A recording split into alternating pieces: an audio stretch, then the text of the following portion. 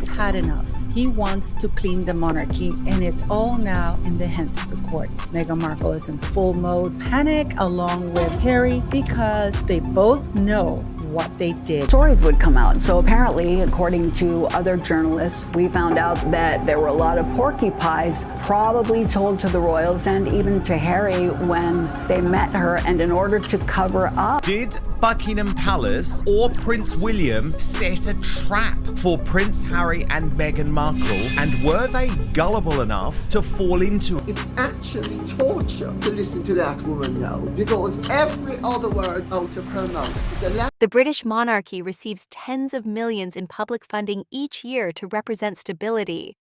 But when questions begin to circle around succession, it's no longer just royal intrigue. It becomes a matter of public trust, public money, and the future that Prince William is expected to inherit. Was the palace setting a trap? And did Harry and Meghan walk straight into it? As pressure builds around the monarchy's credibility, Maybe King Charles didn't want to do anything about it given what's going on with Andrew, but in order for William to save the monarchy, he has to deal with the Archie and Lilibet problem. a new legal spotlight is turning toward the one topic the institution can't afford to leave vague: legitimacy. While public attention drifts to headlines and viral moments, a quiet courtroom battle is raising an old, uncomfortable question that still governs royal inheritance and succession: whether an heir is born of the body. And if that standard is questioned, it doesn't just create rumors. People think her kids are fake. They think they're AI. I'm going to quote Tom Bauer by saying, he said, look, we all laughed at Samantha and she was right. And everything she said has come true. It creates a constitutional fault line running straight through the line of succession. A major aristocratic case just cracked open a problem most people don't understand until money and titles are on the line. A British nobleman has gone to court admitting that his son, born via documented surrogacy in the U.S., may not legally qualify as an heir under the wording of old family trusts. This isn't a tabloid storyline. It's a legal definition problem, frozen in time by centuries-old language. Something is happening right now in the courts, which is incredibly important, and nobody's paying attention to it because this will make history, and not in a good way for Rachel Meghan Markle. And the court is essentially saying, even if biology is clear, the law may still not recognize the child as eligible. Hold on to that, because the same logic doesn't stop at private fortunes. It points directly toward the monarchy. Here's why this aristocratic case matters far beyond one family. The royal system runs on the same ancient standard: born of the body. Trevor put an article out there that Meghan had a hysterectomy and couldn't have children, and that was a big issue in their relationship. So that says a lot to the fake royal kids right now, because obviously they couldn't have come out of her. So that's something that she obviously is going to have to deal with. And for hundreds of years, royal births were handled with rigid public protocol, witnessed, documented, verified, and treated as a matter of state. That structure existed for one reason: constitutional legitimacy. But once you introduce even the perception of exceptions, the entire framework starts to look negotiable. And in a monarchy, negotiable is another word for unstable. She had a lot of health issues and she couldn't have one of her children. So they had to use a surrogate in the United States. Why the United States? Because in the United Kingdom, the children, even though through a surrogate, belong to the... This isn't about hating someone because the internet says so. It's about patterns. The public image of authenticity collapses when basic questions trigger legal intimidation instead of simple clarification. When a brand is protected more aggressively than the facts behind it, people stop seeing a public figure and start seeing a strategy. And once the audience believes they're watching brand management instead of truth, every silence becomes louder than any statement. The core issue isn't conspiracy, it's verification.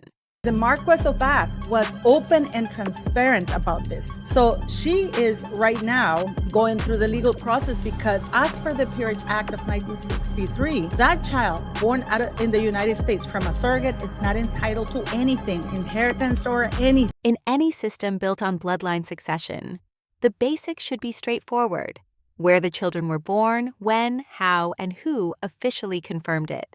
When those questions require legal teams and carefully crafted evasions, it stops being gossip and becomes a governance problem, because legitimacy isn't a vibe, it's documentation. he take after? Did he look like anyone?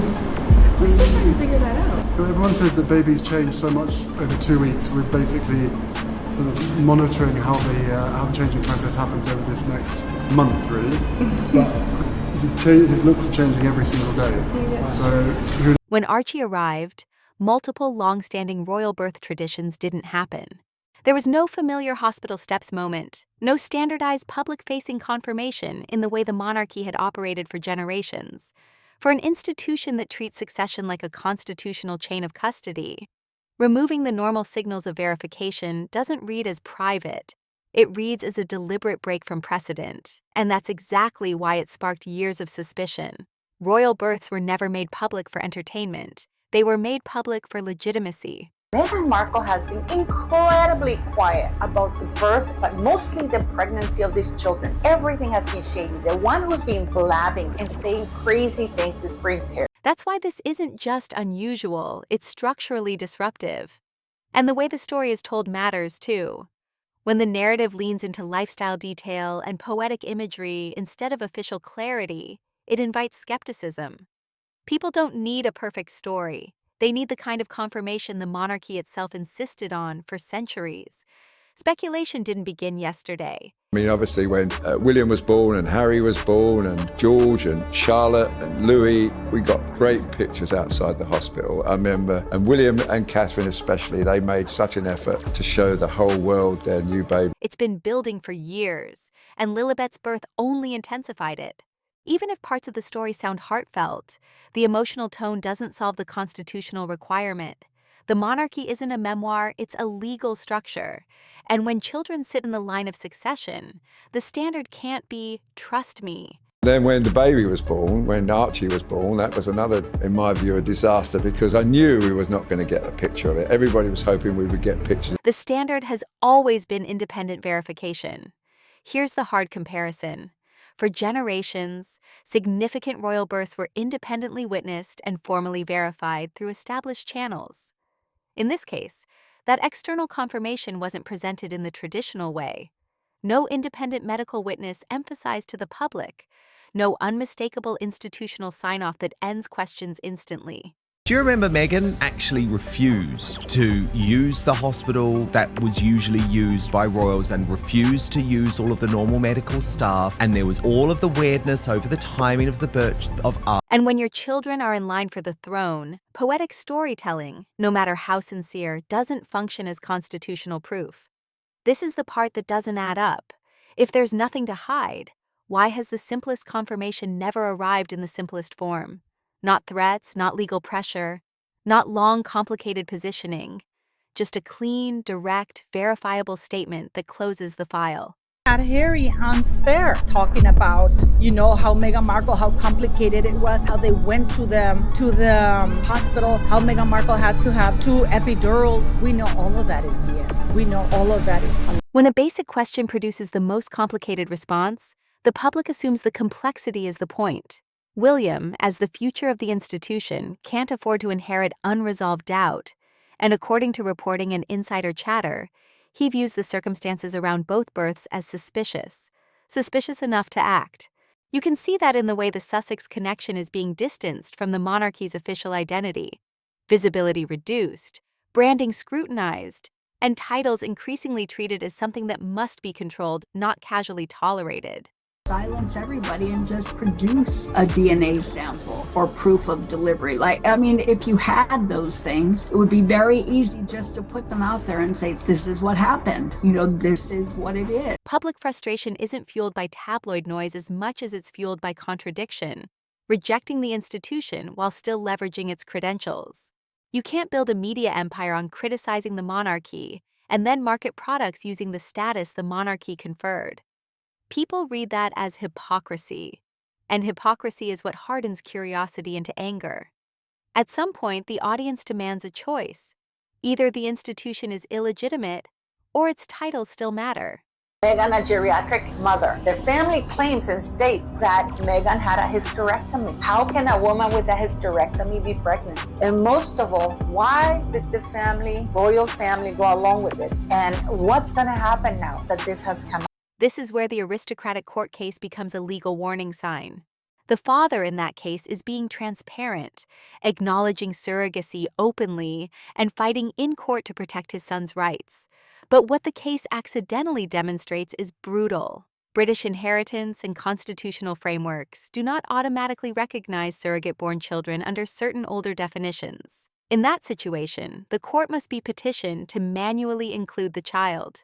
Now, scale that up to the monarchy. At this point in time, King Charles doesn't understand that he cannot continue having Harry and Meghan on the British monarchy's website when they are absolutely trashing the very same institution and using titles for commercial purposes, which is basically repeating the same pattern that Sarah Ferguson has done and even Andrew did. That has to Private trusts can be amended, but constitutional instruments governing succession are far harder to adjust.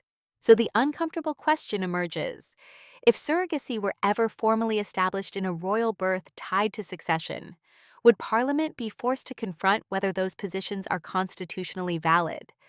Old claims that once sounded like bitter family drama hit differently when the law starts echoing the same concern. She wants all of the privileges that go along with an identity, but she doesn't want any of the responsibility. She doesn't want to do any of the work. She wants the tiara. She doesn't want the public service. This is the shift. People aren't only dissecting timelines anymore. They're looking at legal language, precedent, and the mechanisms that decide legitimacy. When born of the body can threaten a child's inheritance in one high-profile case, the public naturally asks whether the same phrase applies to children placed in the line of succession. That isn't celebrity gossip. It's constitutional arithmetic. Silence can communicate more than press statements ever will. When William has ordered an open investigation into Lilibet and Archie's birth because he knows that that cannot be hanging over the head of the monarchy, over his reign. When questions first surfaced, the dominant response wasn't transparent verification. It was legal pressure, intimidation, and avoidance. And the more aggressively basic clarity is resisted, the more the public assumes clarity would be damaging. Here's where it lands. William didn't create this problem. He inherited it. But the difference is that he appears to be moving as if the institution cannot carry question marks where documentation should be.